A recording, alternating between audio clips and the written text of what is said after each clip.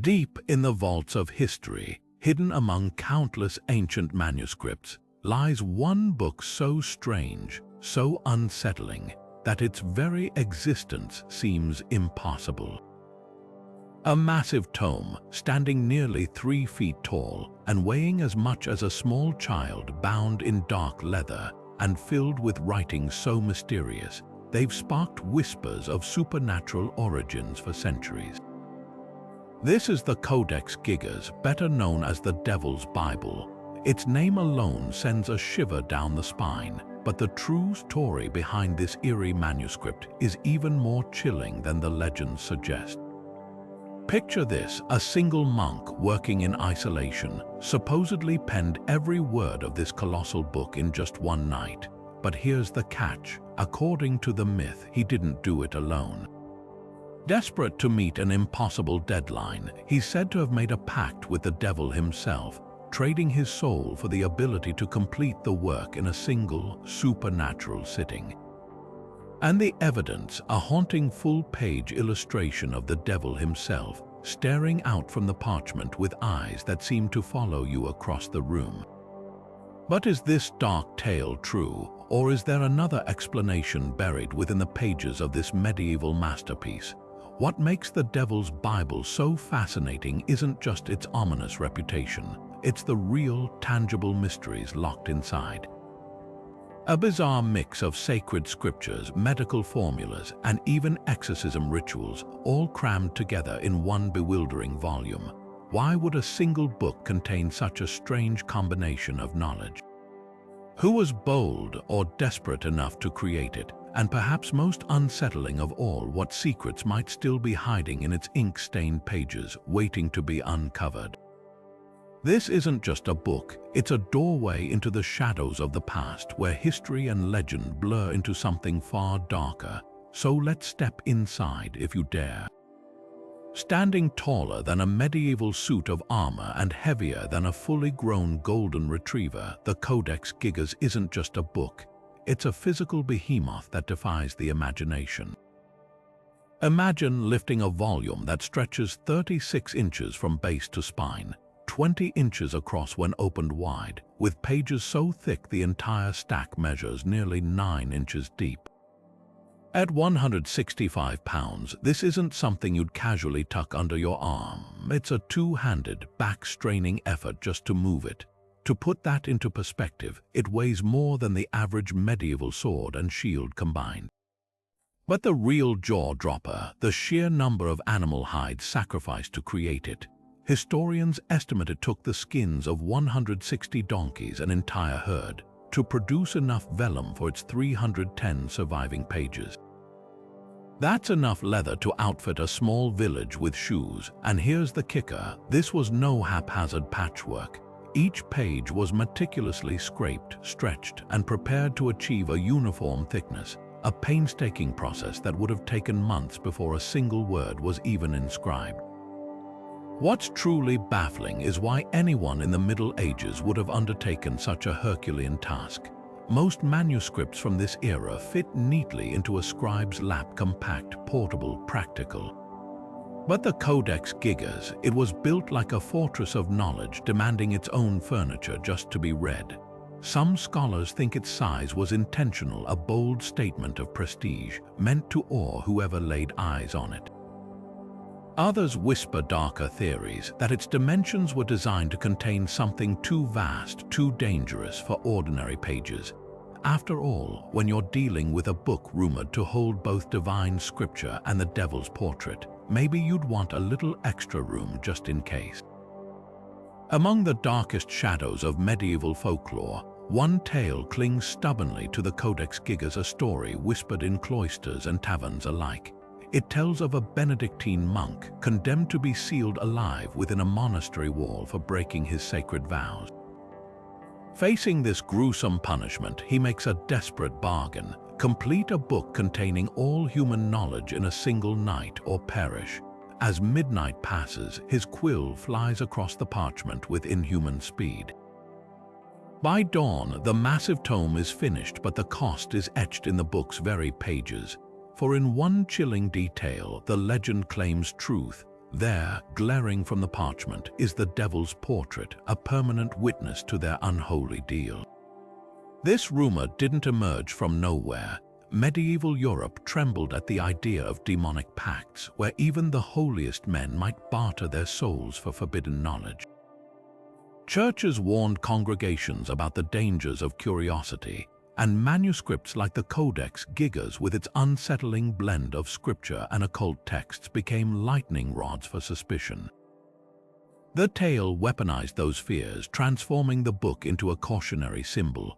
Why trust a text that mingled prayers with potion recipes unless dark forces were involved? Yet peel back the layers and the story reveals something far more human.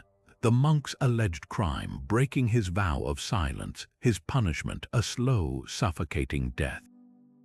This wasn't just superstition, it mirrored real monastic discipline where minor infractions could lead to brutal penalties. The legend twists these harsh realities into supernatural spectacle, offering a scapegoat for the book's existence. After all, it's easier to blame the devil than to admit such a monumental work might have been born from ordinary human toil, decades of labor, gallons of ink, and likely the work of multiple scribes.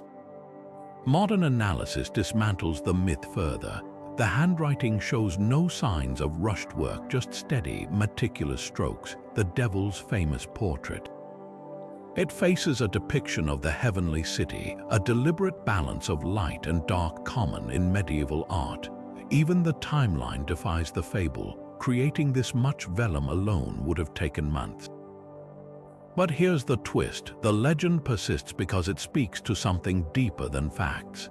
It captures the awe and unease we still feel when confronting objects that defy explanation, books that seem too vast, knowledge that feels too complete. Whether born from darkness or devotion, the Codex Gigas remains, as one scholar put it, a mirror held up to our own thirst for the extraordinary. The Codex Gigas doesn't just defy logic with its size, it taunts historians with the enigma of its creation. Radiocarbon dating pins its vellum to the early 13th century, likely between 1200 and 1230 in the heart of Bohemia. But here's where the mystery deepens. This wasn't just another monastic project. The sheer consistency of its handwriting suggests one scribe, one steady, disciplined hand penned nearly every word. That's 310 pages of uniform script with fewer variations than you'd find in a modern printed book. For context, most medieval manuscripts were collaborative efforts, with scribes passing the quill like a relay baton. The idea that one person could have shouldered this burden alone seems almost as fantastical as the devil's involvement. Yet the clues hidden in the ink tell a more nuanced story. Paleographers, experts in ancient handwriting, have spotted subtle shifts in the script's pressure and slant, hints that this wasn't the work of a single frantic night, but of countless painstaking sessions. The prevailing theory, a single monk, perhaps a master scribe, dedicated years, possibly decades, to this magnum opus. Imagine the toll, hunched over a drafting table for 12 hours a day, eyes straining by candlelight, fingers cramped around the quill. Even at a blistering pace of 2 pages per week, the math is staggering. It would have taken at least 3 years of non-stop work, more realistically, a lifetime. But why insist on one scribe when monasteries were bustling with literate brothers? Some argue it was an act of devotion, a solitary pilgrimage through scripture. Others point to the book's bizarre contents, a fusion of Bible verses, medical cures, and occult adjacent texts, and wonder if its creator feared spreading the blame.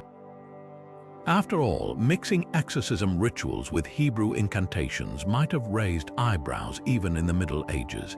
Then there's the parchment itself. The uniform quality suggests a single, well-funded patron, possibly King Ottokar I of Bohemia, who ruled during the Codex's suspected creation. Could this have been a royal commission, a vanity project for a king obsessed with outshining rival courts? The truth may lie in the margins, literally. Sparse notations in red ink, like faint echoes of a second hand, hint at moments when the primary scribe might have faltered. A correction here, a smudged line there. tiny imperfections that humanize the work. And then there's the devil's portrait itself. Far from being an afterthought, it's positioned opposite an illustration of the heavenly city, a deliberate pairing that mirrors medieval morality plays. This wasn't a haphazard scrapbook of dark arts. It was a meticulously structured worldview, balancing light and shadow. So was it the labor of decades or the fevered output of a damned soul? The answer might be both. In an age where faith and fear walked hand in hand, perhaps the monk's true pact wasn't with the devil, but with time itself. To commit one's life to a single book, knowing you'd never see its final impact, is its own kind of bargain. And in that light, the Codex Gigas becomes something even more extraordinary. Not a cursed relic, but a testament to the lengths humans will go to leave their mark on history. Flip to page 290 in the Codex Gigas, and you're met with a sight that would have made a medieval monk drop his quill in horror. A full-page, vibrantly colored illustration of the devil himself, lounging like some twisted royalty. Crimson skin stretched taut over grotesque muscles, clawed fingers curled around a leering grin, and emerald green wings sprouting from his back like poisoned foliage. But what makes this image so jarring isn't just its menace. It's the fact that it exists in a religious manuscript at all. In an era where most depictions of Satan were small, symbolic, or hidden in marginal doodles, this portrait breaks every convention. It's massive, central, and unnervingly detailed, almost respectful in its artistry. The devil here isn't a vague shadow or a caricature. He's rendered with the same care medieval artists reserved for saints and angels. His cloak shimmers with gold leaf, his posture exudes confidence, and his eyes, piercing white orbs, seem to track you across the room. This wasn't just a warning, it was an acknowledgement of power. And that's what made it dangerous. The Church of the 13th century thrived on control, especially over imagery. Demons were usually depicted as puny, ridiculous creatures, defeated foes under the heel of archangels. But this devil commands the page, framed by an empty, eerie landscape that suggests he's not confined to hell but walking freely among us. It's a radical departure from tradition, one that would have raised eyebrows or worse among ecclesiastical authorities. Yet the real genius lies in the facing page, a radiant depiction of the heavenly city, all gleaming towers and blissful order. The contrast isn't accidental. Medieval readers would have understood this as a visual parable: two kingdoms, two choices, eternally at war.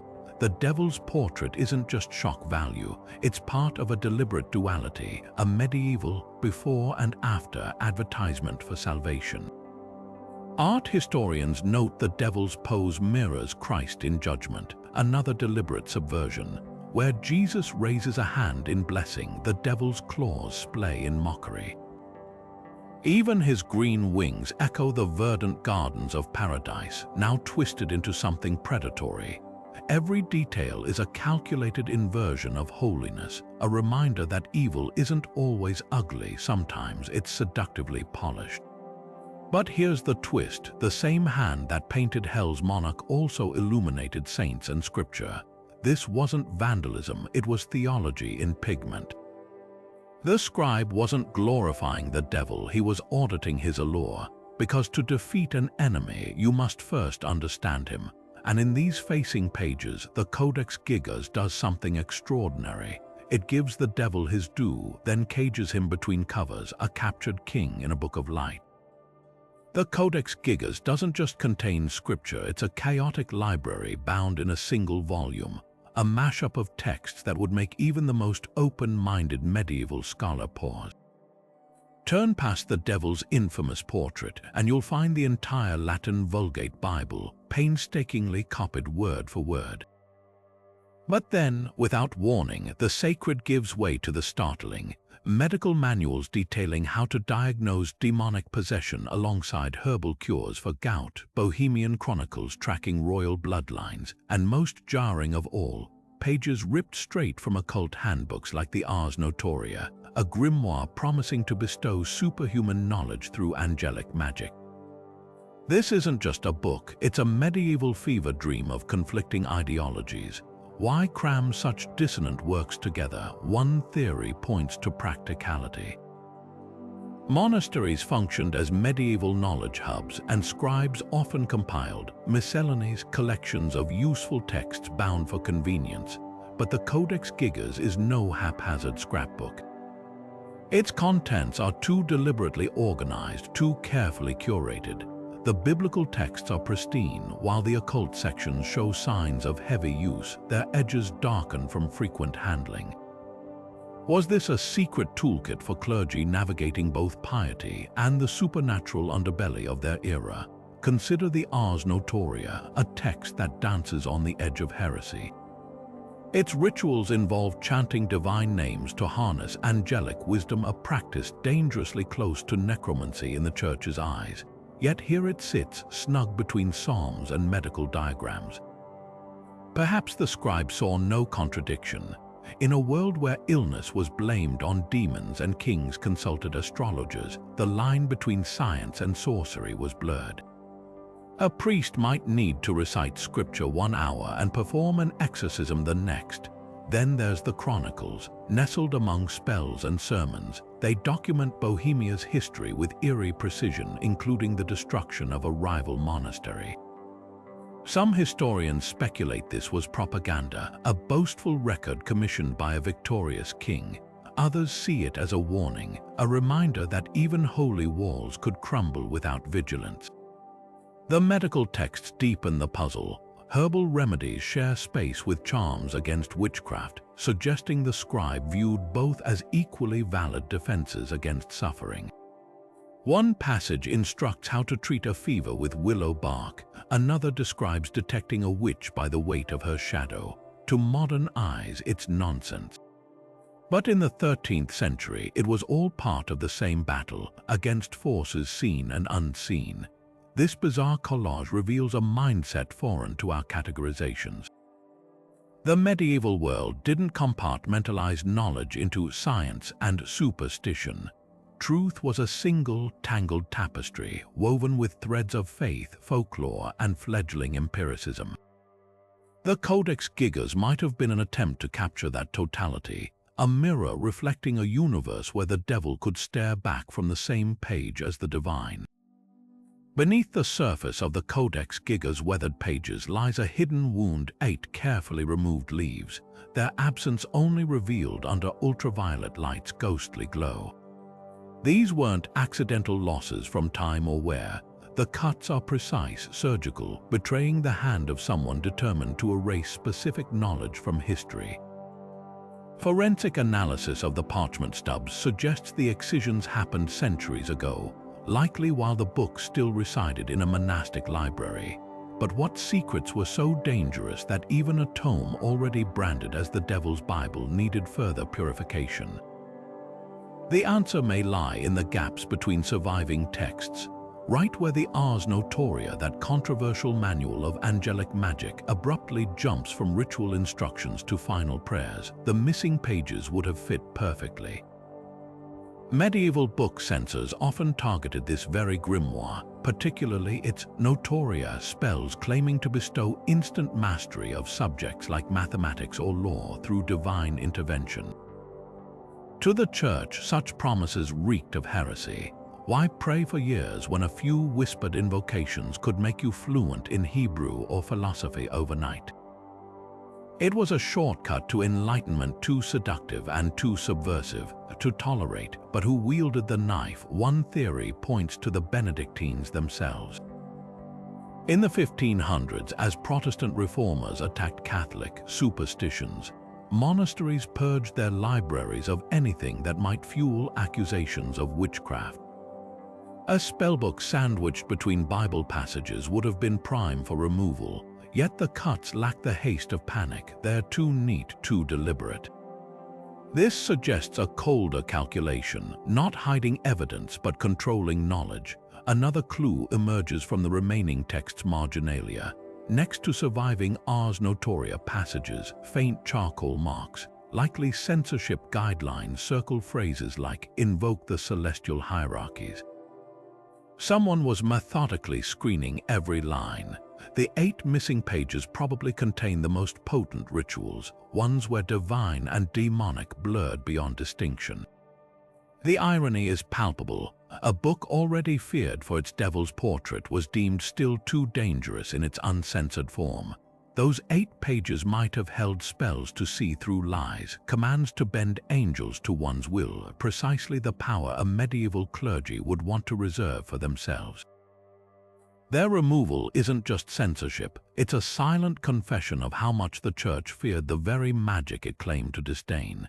Yet the Codex Gigas refuses to surrender all its secrets. On one excised page stub, UV light reveals a single surviving word, ligatura's Latin for bindings. Was it a spell to chain demons or shackle human minds? We may never know, but in that word lingers the essence of this entire mystery. Knowledge isn't just recorded in books. Sometimes it's what's torn from them that speaks loudest. Could the infamous Devil's Bible nickname be less about supernatural horror and more about medieval marketing? The Codex Gigas spent centuries shrouded in whispers of demonic pacts, but historians now suspect its sinister reputation was carefully cultivated, a blend of church propaganda and savvy salesmanship. Picture this: by the 1600s, the manuscript had become a prized trophy for collectors of the bizarre.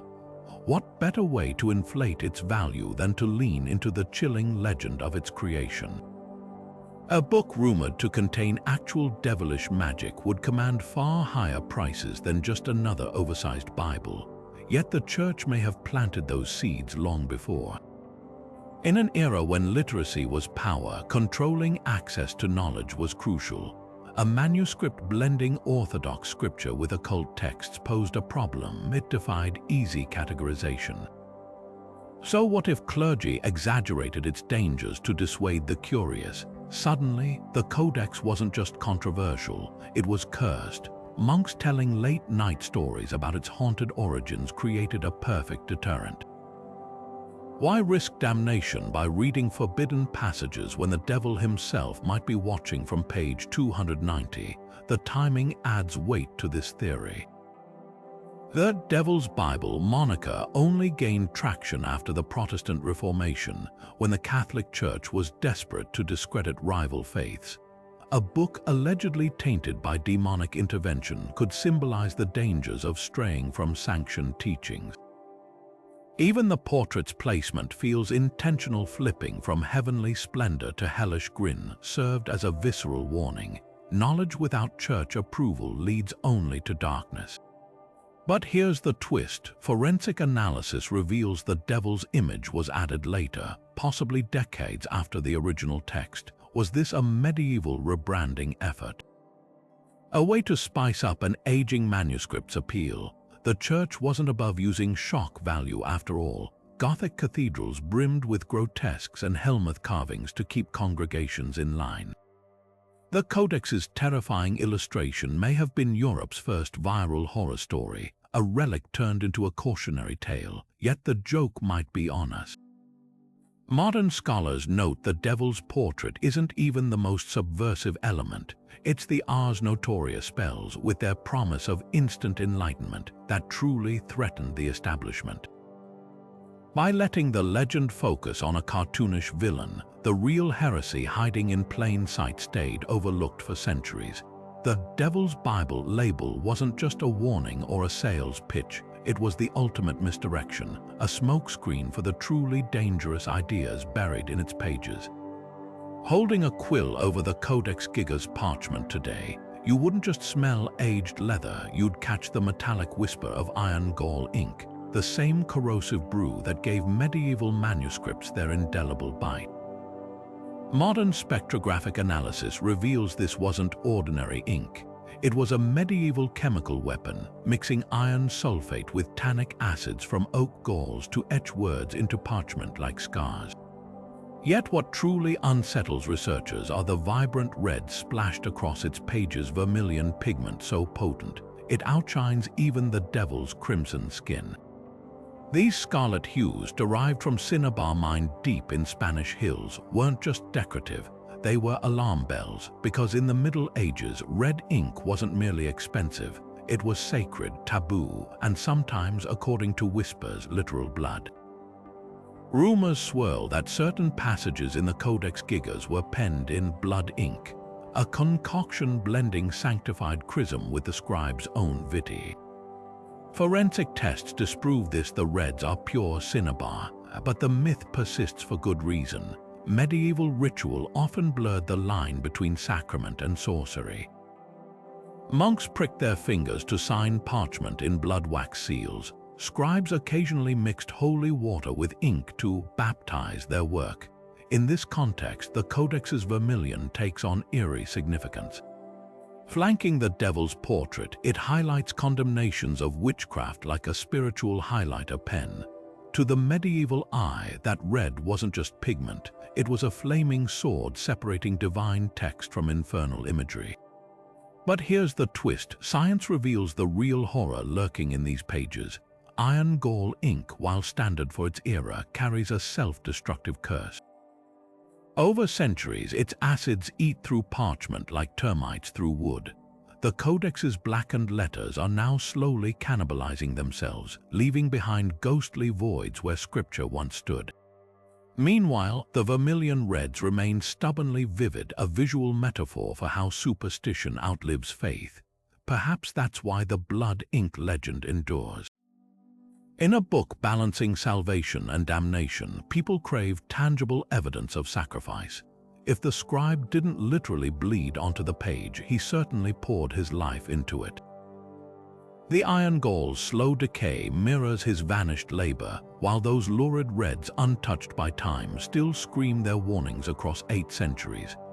The Codex Gigas carries not just secrets in its pages, but a shadow of calamity, a trail of fires, wars, and untimely deaths that cling to its history like smoke to parchment. Its very survival seems improbable, given how many of its caretakers met grim fates. Take the Benedictine monastery of Podlages, where the book was likely created.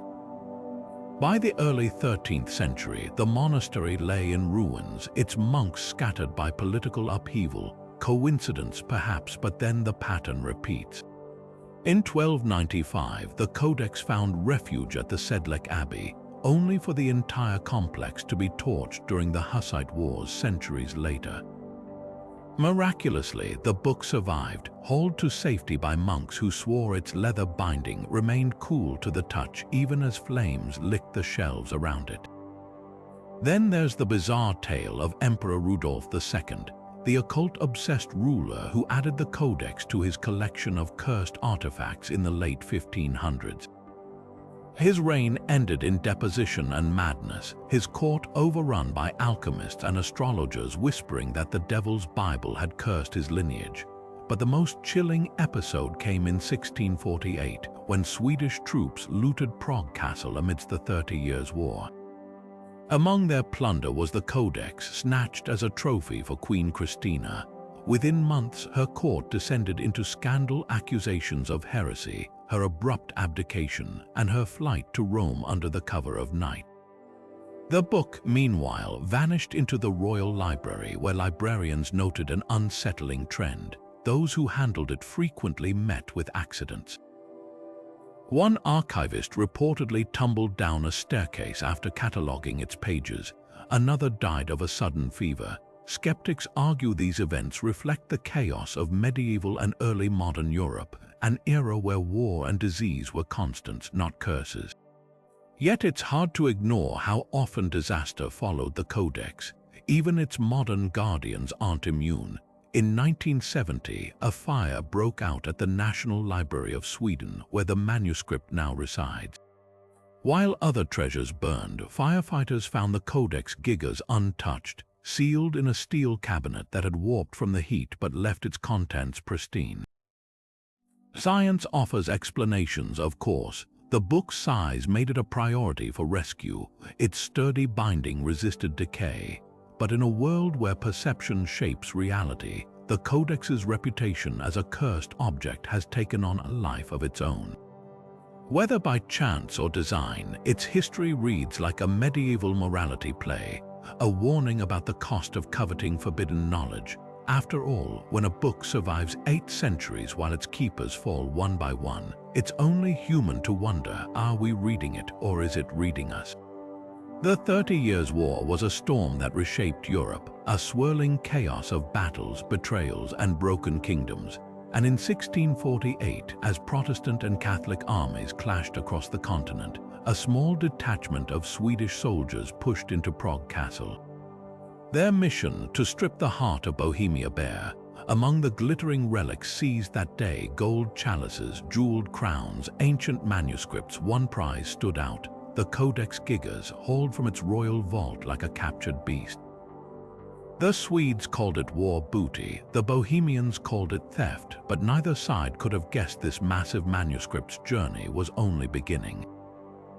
Queen Christina of Sweden, just 22 years old but already a legend for her sharp mind and unorthodox tastes, welcomed the Codex into her sprawling library. Here, among works by Descartes and Galileo, the Devil's Bible became another curiosity in her cabinet of wonders.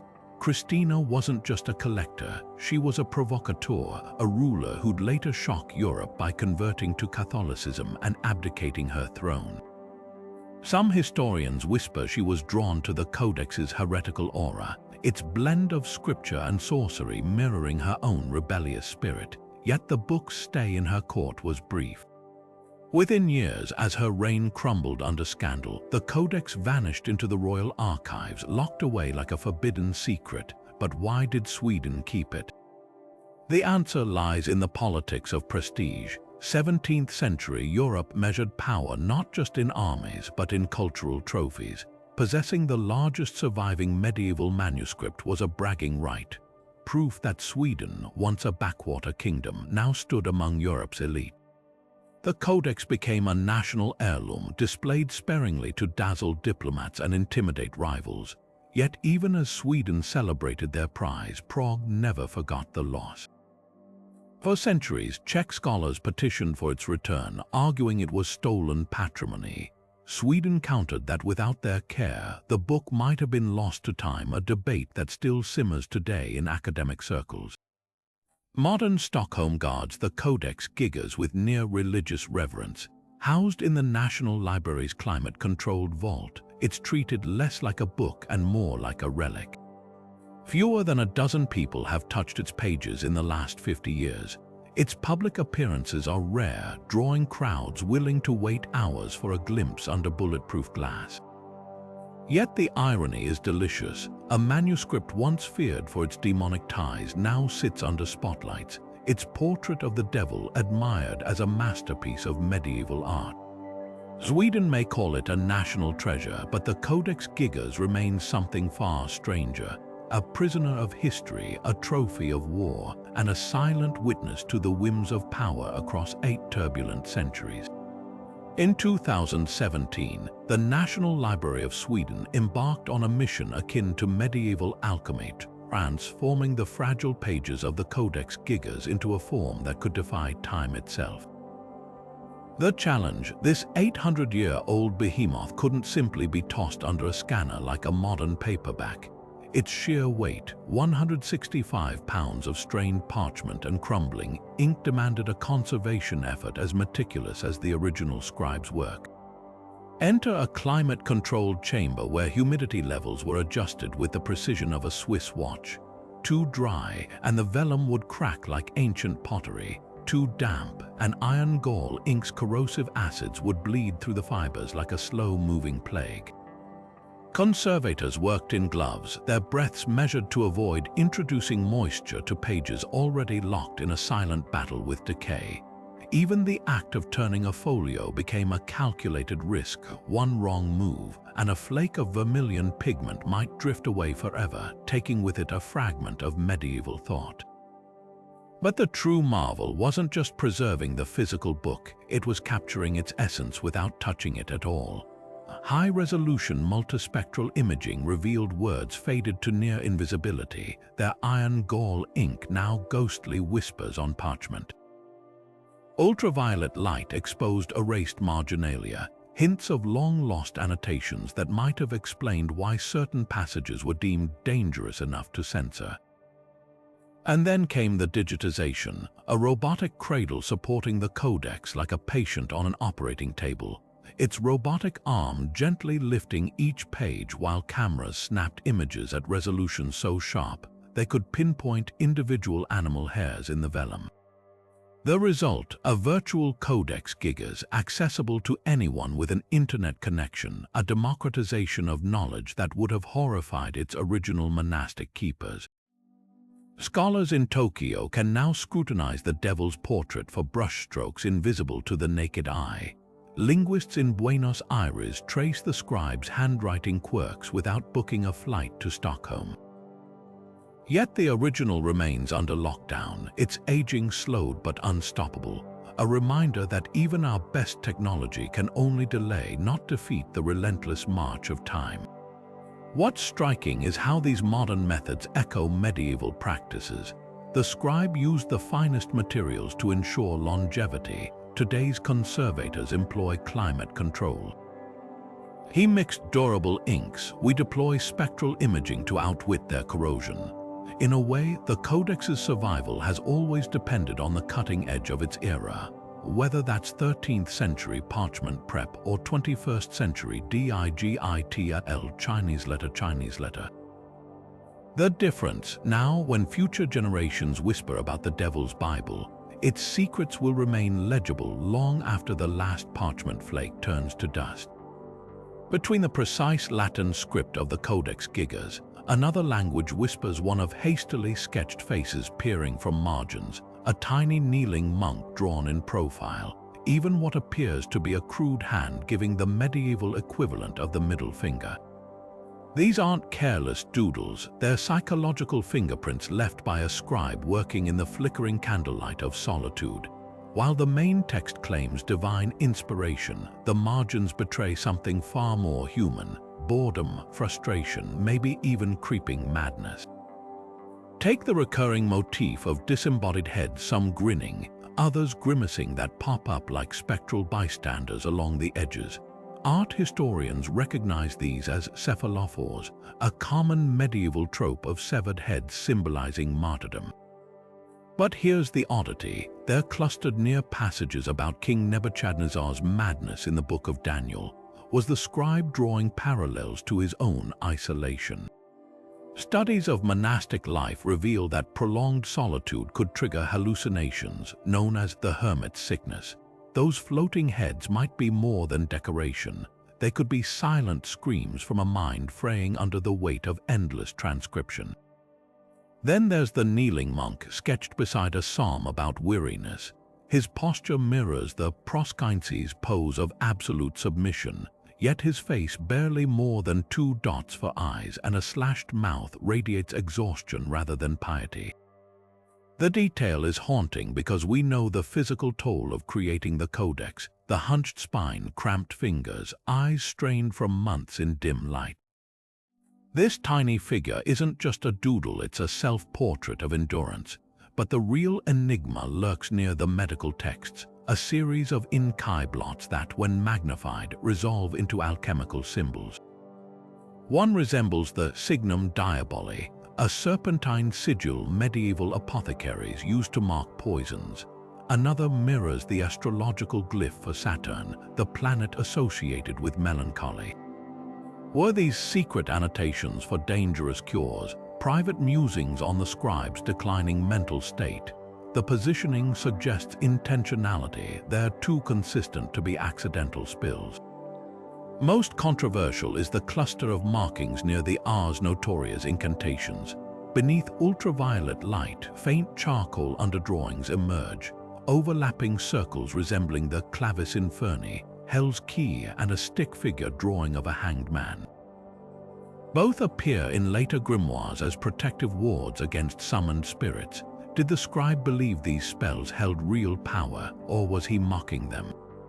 The contrast between the precision of the main text and these chaotic margins paints a paradoxical portrait. A man disciplined enough to craft a masterpiece, yet wrestling with private demons that bled into the parchment. Perhaps the most poignant discovery came in 2019, when spectral imaging revealed nearly invisible indentations on one margin, not ink but pressure marks from a stylus.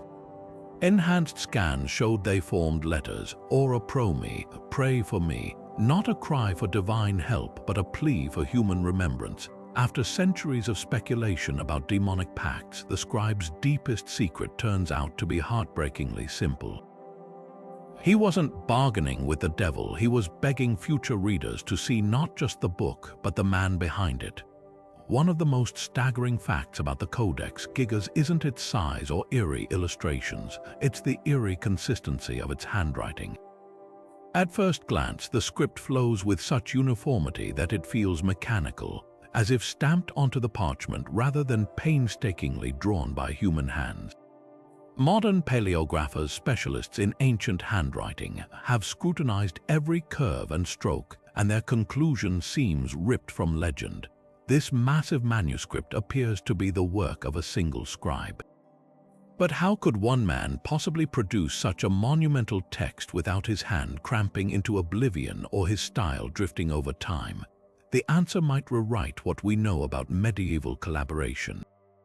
Close examination under magnification reveals tiny quirks that betray a living, breathing author. The letters E and O occasionally tighten when the ink runs low, suggesting pauses to dip the quill. Ligatures, those flowing connections between letters, vary subtly in pressure, as if the writer's fingers grew tired during long sessions. Even the spacing between words shifts imperceptibly, expanding slightly toward the bottoms of pages where fatigue might have set in. These aren't flaws, they're fingerprints, and they all point to one astonishing reality. The same hand likely wrote the vast majority of this 165-pound behemoth. Yet the lone scribe theory raises impossible questions. Completing the codex would have demanded approximately 25,000 strokes of the quill per day for an estimated 5 years straight, no breaks, no mistakes, no variation in materials. That's not just improbable, it's physically unsustainable, which begs the question, could a team of monks have perfectly replicated one master scribe style? Some scholars point to medieval scriptoria, monastic writing rooms, where scribes trained for years to mimic uniform house styles. In elite workshops, it wasn't uncommon for multiple hands to produce indistinguishable text, like ghostwriters channeling a single voice. The plot thickens when you notice the exceptions. A handful of pages show abrupt shifts in letter forms. The AS suddenly more angular, the GS less flamboyant. These anomalies cluster near the end of quires, the folded parchment bundles that make up the book's structure.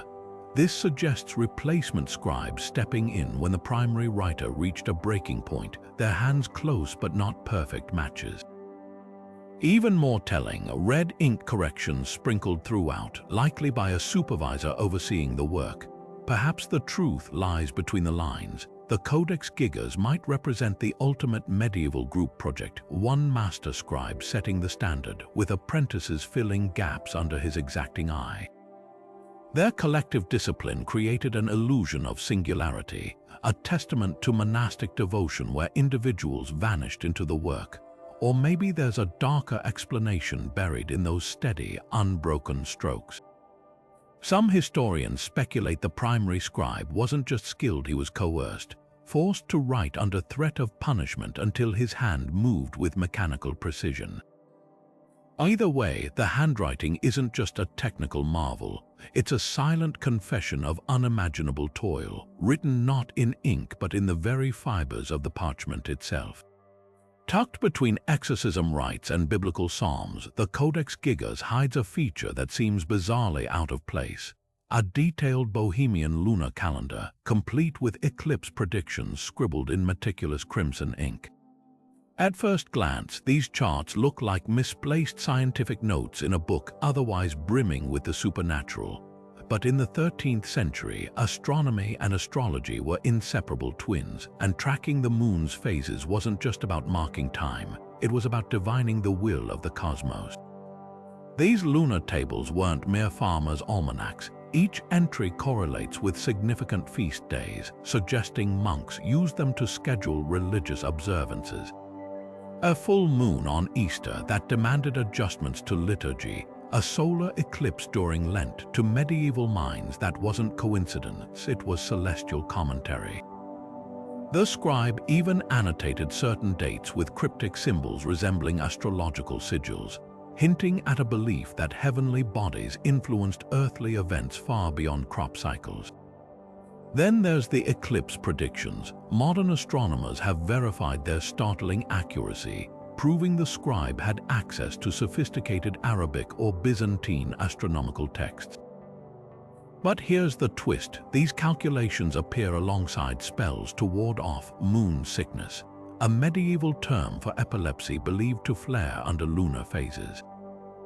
To the scribe, the math and the magic likely served the same purpose, arming readers against forces beyond their control.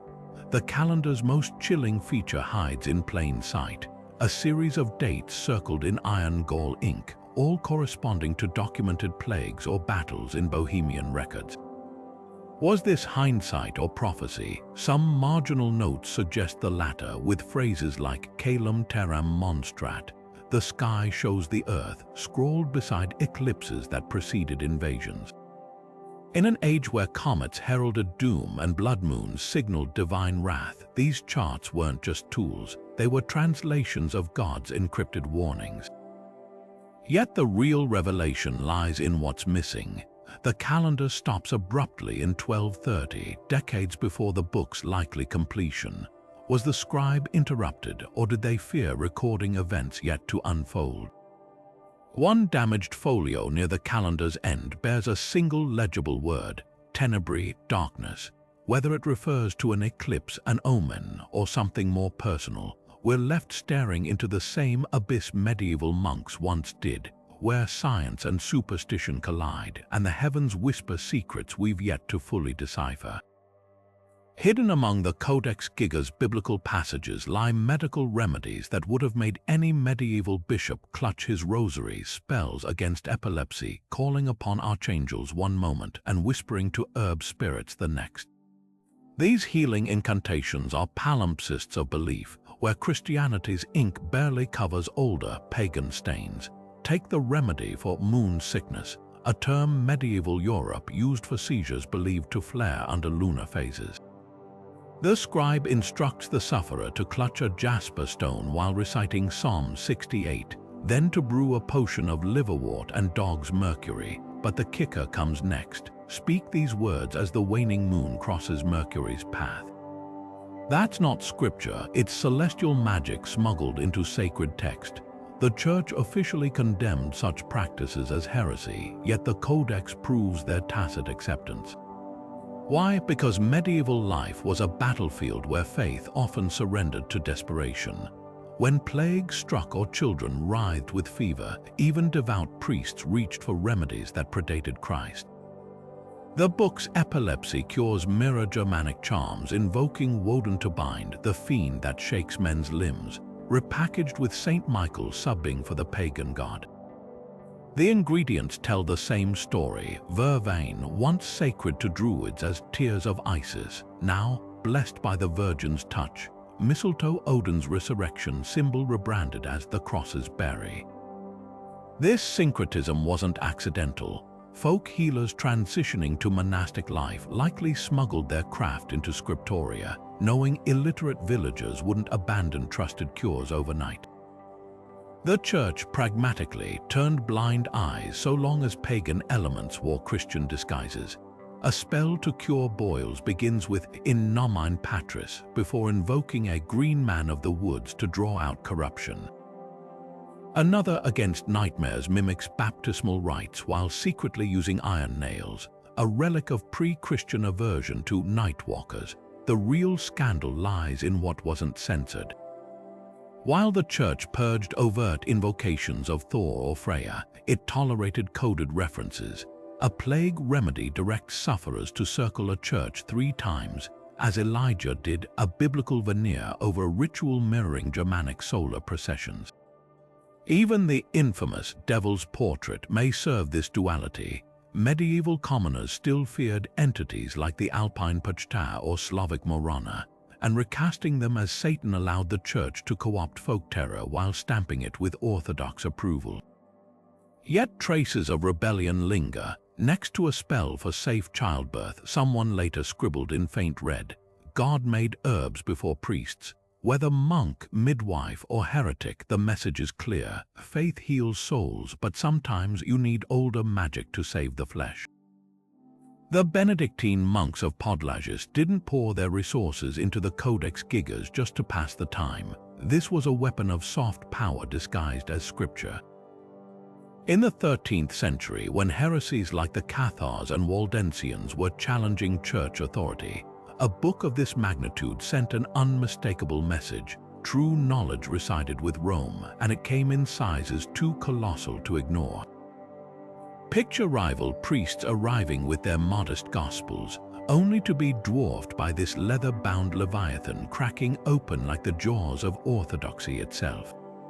The sheer cost of materials, enough donkey hides to bankrupt a village, wasn't extravagance. It was psychological warfare, proof that the Benedictines commanded resources lesser sects could only dream of. But the Codex's intimidation factor went deeper than size. Its very contents were a curated arsenal against dissent. By sandwiching controversial texts like the Ars Notoria between approved scripture, the monks performed a theological sleight of hand. Heretics quoting obscure grimoires, the church could point to their own sanctioned version, safely encased in a fortress of orthodoxy, doubters questioning medical practices. Here were cures stamped with biblical approval. This wasn't just a library, it was a cage for dangerous ideas, where even occult knowledge could be displayed like a captured beast on a chain. The timing was no accident. The early 1200s saw Bohemia's King Ottokar I consolidating power, and monasteries were key political players. A showpiece like the Codex could curry royal favor, proving the Benedictines' value as intellectual heavyweights. Some historians suggest the Bohemian Chronicles embedded in its pages weren't just history, they were propaganda, subtly legitimizing Ottokar's disputed bloodline while omitting rivals. Even the Devil's Portrait served this agenda. Positioned opposite the heavenly city, it visually reinforced the church's narrative that challenges to their authority weren't just wrong, but literally diabolical. Yet the most cunning power play might have been accessibility, or lack thereof. At £165, the Codex wasn't exactly a lending library book. Its bulk ensured only trained clergy could handle it, gatekeeping knowledge behind physical strength and institutional privilege. In an age where paper was scarce and literacy rarer, controlling the manuscript meant controlling the narrative. A peasant hearing whispers of forbidden spells couldn't verify them without risking his neck. But the monks could, their backs bent not just under the book's weight, but the weight of their monopoly on truth. What emerges isn't a story of superstition, but of cold calculation. The Codex Gigas was medieval hard power wrapped in vellum, a relic that proves books have always been more than repositories of knowledge, they're instruments of control. And in a century where heresy spread like wildfire, the Benedictines built a dam of ink and parchment, one massive page at a time. While the Codex Gigas looms large in Western imagination, it wasn't the only medieval manuscript that traded portability for grandeur. Half a world away, in the golden age of Islamic scholarship, the Great Quran of Samarkand stretched even taller. Its pages a staggering 6 feet high, inked in gold and lapis lazuli on cream-colored silk. Unlike the Codex's mix of sacred and occult texts, this Quran was purity incarnate, every surah rendered in flawless Kufic script without a single marginal doodle. The contrast speaks volumes. Where the Devil's Bible blurred boundaries between holy and forbidden, Samarkand's masterpiece was a fortress of orthodoxy, its size meant to awe rather than unsettle. Yet both books shared a hidden purpose. They were acts of devotion in physical form. For the Timurid rulers who commissioned the Great Quran, Its dimensions mirrored the vastness of Allah's word, each towering page demanding the reader stand in humble reverence. Meanwhile, Europe's giant Bible of Mainz, produced around the same time as the Codex Gigas, took a different approach. Though nearly as massive, its pages were designed for public reading. Monks would hoist it onto a wooden lectern so entire congregations could see illuminated initials glowing like stained glass. What's fascinating is how these books reveal cultural priorities through parchment. Islamic mega-Qurans often served as centerpieces for royal mosques, their size symbolizing a ruler's piety and wealth. In contrast, Christian giant Bibles like Mainz's were tools for evangelism, literal heavyweights in the Church's campaign against illiteracy and heresy. The Codex Gigas straddles both worlds, part status symbol for Bohemia's elite, part encyclopedic weapon against doctrinal challengers. But here's the twist: some oversized manuscripts were born from necessity, not opulence. Ethiopia's massive Garima Gospels, each page thick as a slice of bread, were designed to survive centuries of handling in remote monasteries. Their weight wasn't vanity, it was durability. Compared to these workhorses of faith, the Codex Gigas feels almost theatrical, its heft amplifying not just scripture but the legend clinging to its spine.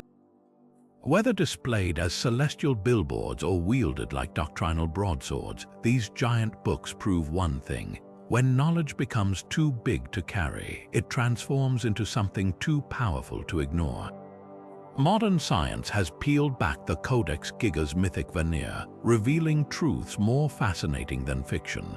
When conservators at Sweden's National Library subjected the manuscript to multispectral imaging in 2012, they weren't just looking for hidden text, they were hunting ghosts.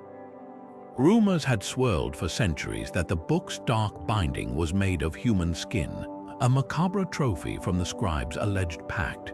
But ultraviolet fluorescence scans told a different story. The leather glowed with the distinctive signature of calfskin, its collagen fibers too uniform to be human. Even the eerie reddish-brown hue, once whispered to be blood-stained, turned out to be simple vegetable tannins common in medieval bookbinding. Carbon dating delivered another blow to legend. Samples extracted from the vellum placed its creation between 1190 and 1225, decades before the cursed monk story supposedly took place. But here's where science deepened the mystery instead of solving it. Isotope analysis revealed the parchment came from donkeys raised across Bohemia's diverse regions. This wasn't a local project, it was a coordinated effort requiring networks of monastic farms stretching hundreds of miles.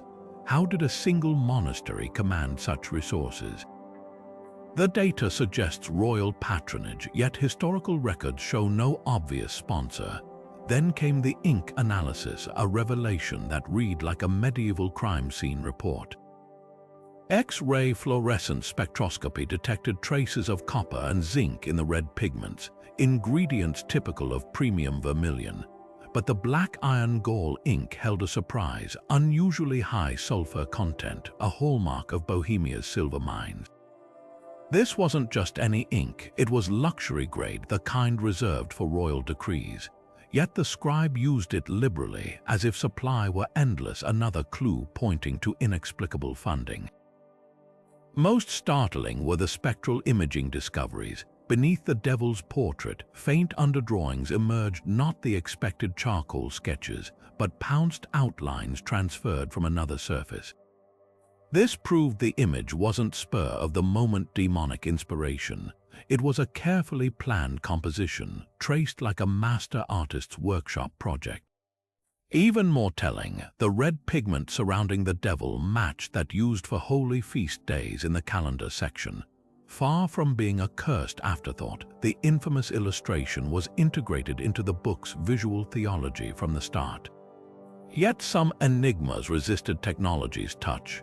8 missing leaves had been cut so cleanly, their absence went unnoticed for centuries. Micro-CT scans revealed knife marks angled precisely to avoid damaging adjacent pages, the work of someone who knew parchment's grain like a butcher knows meat. And in the margins, ultraviolet light exposed erased notes in a second hand, their contents lost to scraping. The biggest revelation, science confirmed the Codex's physical reality while magnifying its historical paradoxes. A book too expensive to exist without royal backing, yet too heretical to openly claim it. The data strips away superstition only to expose a deeper puzzle: how such a text survived the Middle Ages at all. The legend of the Codex Gigas hasn't just lingered in dusty libraries. It slithered straight into the bloodstream of modern pop culture, morphing into a shorthand for forbidden knowledge and supernatural dread. Take Supernatural's Season 5 episode, The Devil You Know, where the Winchesters hunt down the actual Devil's Bible, complete with its infamous portrait. The show didn't just borrow the book's eerie reputation, it weaponized it, turning those faded parchment pages into a plot device powerful enough to trap Lucifer himself. This wasn't casual name-dropping. The writers embedded real details, from the book's staggering size to the legend of its damned scribe, weaving fact and fiction so tightly that fans flooded libraries with requests to see the real cursed manuscript. Video games have been equally seduced by the Codex's dark allure. Assassin's Creed's sprawling lore tucked it into the shadows of the Borgia conspiracy, framing it as a Templar artifact containing alchemical secrets too dangerous for mortal hands. Here, the book's physical enormity became gameplay itself. Players had to solve puzzles mimicking the weight and fragility of handling a real medieval tome. Even indie horror gems like The Binding of Isaac got in on the act, turning the Codex into a power-up that grants demonic abilities at a cosmic cost. The message is clear. Across mediums, the Devil's Bible isn't just a prop, it's a metaphor for the price of unchecked curiosity. Literature, though, has taken the deepest bites from the Codex's mythos. Lev Grossman's The Magicians reimagined it as the World Book, a sentient grimoire that warps reality for anyone reckless enough to read it aloud. Meanwhile, historical thrillers like The Devil's Bible by Michael Honig spun entire plots around the missing folios, suggesting they held spells to summon plagues. Even children's series like the Spiderwick Chronicles couldn't resist. Their Arthur's Guide is a dead ringer for the Codex, right down to the "Don't Open," this warning scrawled in its margins. What's fascinating is how these adaptations all zero in on the same elements. The book's physical heft, often exaggerated to comical proportions, the Faustian bargain of its creation, and those tantalizingly missing pages. Modern storytellers haven't just recycled the legend, they've amplified its core anxieties. In an age of viral misinformation and AI deepfakes, the idea of a book that warps truth itself hits harder than any medieval heresy. The Codex endures because it's no longer just a relic, it's a mirror reflecting our deepest fear, that some knowledge once uncovered can't be unlearned. The Codex Gigas hasn't just survived the ravages of time, it's dodged modern thieves who'd sell a piece of history to the highest bidder. In 1994, Swedish police foiled a plot straight out of a heist film. A team of professional art thieves had cased the National Library of Sweden, aiming to snatch the Devil's Bible during a routine exhibition. Their plan unraveled when an informant tipped off authorities, but the attempt sent shockwaves through the academic world. Suddenly, a manuscript once feared for its supernatural curses became a target for a far more earthly threat: greed. Since then, security around the Codex has tightened to fortress levels. Today, it rests in a climate-controlled vault with humidity dialed to a precise 45%, shielded by bulletproof glass thicker than a medieval shield. Motion sensors track every vibration near its display case, while infrared cameras document even the slightest temperature shift. The irony is palpable. A book rumored to repel demons with its mere presence now relies on 21st century tech to fend off human hands. Yet the real debate isn't just about theft, it's about whether the Codex should be displayed at all. Museum curators grapple with ethical questions every time they consider exhibiting it. Is it responsible to showcase an artifact steeped in legends of damnation, knowing some visitors might genuinely fear its influence. The library's logs tell eerie stories, guards reporting flickering lights near its case, visitors fainting before the devil's portrait, even a clergyman who demanded to perform an impromptu exorcism in the exhibition hall. Then there's the physical toll of exposure. Each minute under gallery lights accelerates the iron gall ink's corrosion, turning sacred text into dust. Some scholars argue the codex should be sealed away indefinitely, preserved for future research rather than paraded as a macabre spectacle. Others counter that locking it up perpetuates the very superstitions the Church once weaponized, that treating the book as cursed only fuels its dark mythology. The compromise, ultra-rare, meticulously controlled viewings. When the codex emerges, it's under military-grade security and timed LED lighting that mimics candle glow without the heat damage. Even then, it's never fully opened. The devil's portrait remains face down unless specifically requested, a nod to lingering unease. Perhaps the greatest testament to its power isn't the chain of disasters in its past, but the lengths we go to both protect and suppress it today. A book that once scared monks into obedience now makes scientists and historians tread as carefully as if its pages still pulsed with hellfire. Who was the lone hand behind the Codex Gigas? The question has gnawed at historians for centuries, with theories ranging from pious devotion to psychological unraveling. At the center of speculation stands Herman the Recluse, a shadowy figure more legend than man. According to Bohemian folklore, this monk was walled up alive as punishment for breaking his vows, only to emerge with the completed manuscript, his salvation bought at the cost of his soul. The story reeks of myth, but it persists because it mirrors a darker truth. The isolation required to produce such a monolithic work would have bordered on self-imposed entombment. Yet monastery records from Podlages offer more tangible candidates. Paleographers have identified at least 3 distinct scribes in the margins, likely supervisors correcting the primary writer's work. One name resurfaces, Brother Henry, a known calligrapher whose angular AS match quirks in the codex. But here's the catch: Henry's documented works are modest psalters, not behemoths. Did he vanish into this project for decades, his identity erased by the very scale of his labor? The psychological lens reveals even stranger possibilities. Modern graphologists analyzing the handwriting detect telltale signs of obsessive-compulsive disorder, the relentless uniformity of strokes, the absence of natural fatigue variations. Medieval monasteries were magnets for those seeking structure. What if our scribe wasn't just devout but clinically dependent on ritual? Consider the bizarre marginalia, repeated sketches of knotted ropes, possibly reflecting ritualistic counting behaviors. Even the book's obsessive organization, scripture bleeding into spells without logical transition, mirrors the tangential thought patterns seen in hypergraphia, a compulsive writing condition linked to temporal lobe epilepsy. Then there's the chilling theory of punitive transcription. Some medieval monasteries used manuscript copying as punishment, forcing wayward brothers to transcribe until their fingers bled. The codex's unbroken consistency could suggest not dedication but desperation, a scribe writing to stave off execution or escape some grimmer fate. Ultimately, the truth may be fractal. Perhaps Herman was real, not a devil's accomplice, but a brilliant, broken man whose name became conflated with his masterpiece. Or maybe the codex was always meant to be anonymous, its creator willingly dissolving into the work like ink into vellum.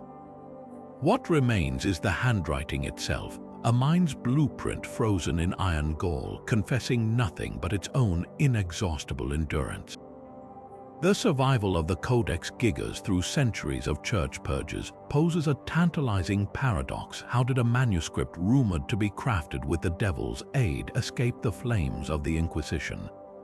The answer lies in a delicate dance of power, pragmatism, and perhaps a bit of bureaucratic sleight of hand. For all its occult associations, the Codex was never just a heretical curiosity. It was a strategic asset too valuable to destroy. Think of it as the medieval equivalent of locking dangerous research in a vault.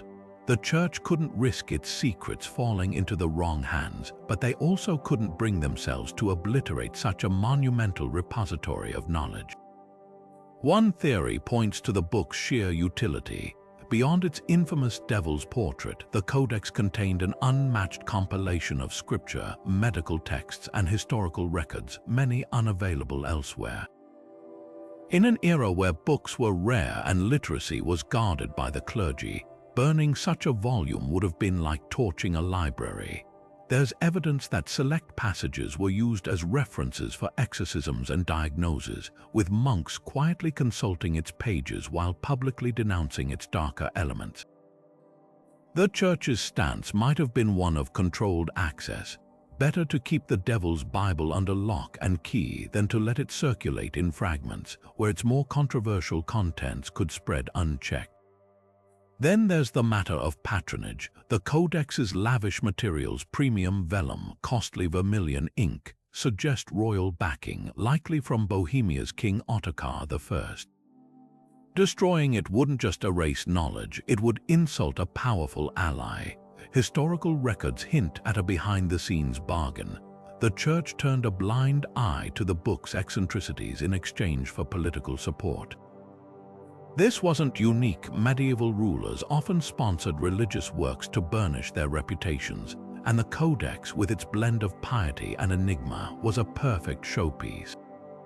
Its survival may owe less to divine intervention than to cold, hard diplomacy, but the most compelling argument, the heresy, might have been exaggerated all along. Modern scholars note that the Codex's occult sections, like the Ars Notoria, were technically orthodox in their original context. Angelic invocations were accepted theology before the church tightened doctrinal screws.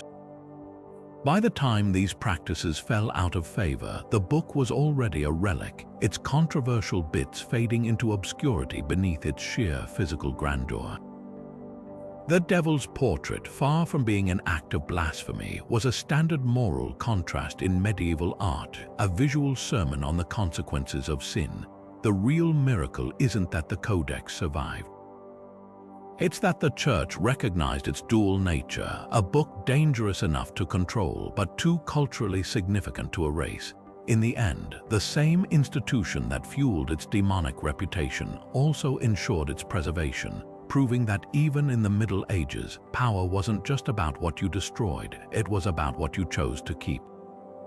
In the digital age, the Codex Gigas has finally shed its physical chains, no longer confined to Sweden's vaults. Its pages now glow on screens worldwide thanks to a landmark digitization project. High-resolution scans reveal every crack in the vellum, every faded ink stroke, even the ghostly impressions left by long-vanished annotations. For scholars, this is nothing short of revolutionary. A researcher in Tokyo can zoom in on the devil's clawed fingers, while a linguist in Cairo analyzes Bohemian marginalia without waiting for rare exhibition days. The manuscript's newfound accessibility has already sparked discoveries. Ultraviolet imaging uncovered previously invisible notes in the calendar section, hinting at lost eclipse predictions, while spectral analysis of the red ink traced its cinnabar pigment to mines near Almaden, Spain, proof of medieval trade routes stretching farther than historians imagined. Yet for every mystery solved, 10 more emerge. The digital age hasn't diminished the Codex's enigmas, it's magnified them. Take the burning question of funding. The book's materials alone, enough donkey hides to armor a cavalry, powdered lapis lazuli from Afghanistan, silver-rich ink would have cost a fortune. Yet no royal ledger from Bohemia mentions such an expense. Some theorists suggest it was a covert project by King Ottokar I. His patronage kept quiet to avoid church scrutiny over the occult inclusions. Others propose a wealthy heretical sect, perhaps Cathar's fleeing persecution, funneled resources into creating a knowledge ark, the most tantalizing clue. Watermarks on a handful of pages match those found in Templar documents, though mainstream historians dismiss this as coincidence. Then there's the puzzle of the occult texts. Why risk heresy charges by binding spells alongside scripture? Digitization reveals these sections were the most heavily handled, their edges darkened by oils from fingers, their margins crammed with extra notes. This wasn't casual inclusion, it was deliberate practical integration.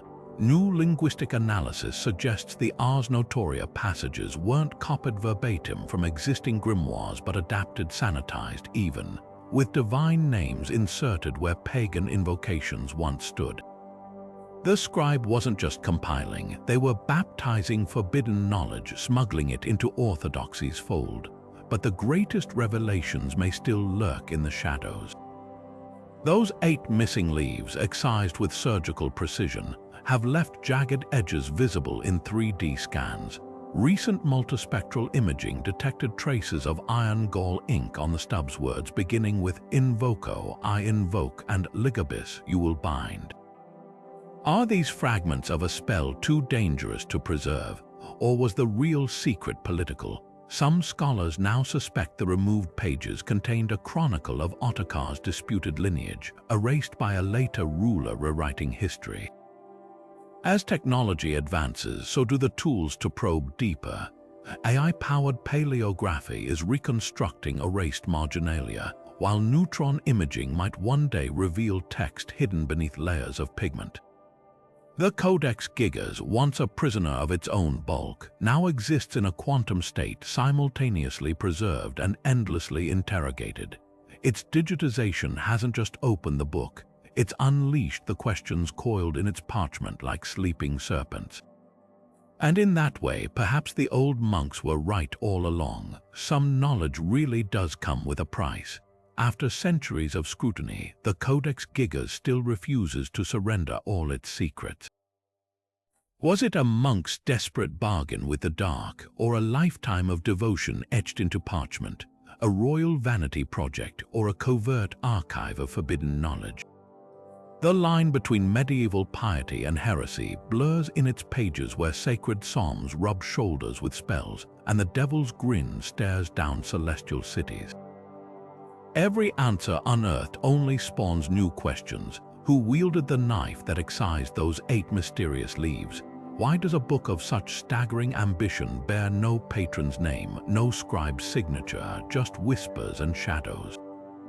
Perhaps the real power of the Devil's Bible lies in its stubborn defiance of categories. It's too massive to ignore, too complex to dismiss, too contradictory to fully explain. A medieval Wikipedia with byte, where theology and witchcraft share the same binding. A time capsule preserving not just texts, but the mindset of an entire era where science and superstition were 2 sides of the same coin, and fear of the unseen shaped lives as much as faith in the divine. Now, for the first time in history, you don't need a king's ransom or a museum pass to explore its mysteries. The complete Codex Gigas sits just a click away, digitized in stunning detail by Sweden's National Library. Zoom in on the devil's portrait until you see the brushstrokes. Decipher faded marginal notes that scholars are still debating. Run your cursor over the scars where pages were cut away and wonder what words once haunted those gaps. This isn't just reading, it's time travel. So what do you see when you look into the Codex's depths? A cautionary tale, a work of genius, proof of the supernatural, or simply how easily legend outruns fact? The conversation doesn't end here. It's waiting in the comments, where history's greatest jigsaw puzzle gets new pieces every day. Because some books don't just hold stories, they start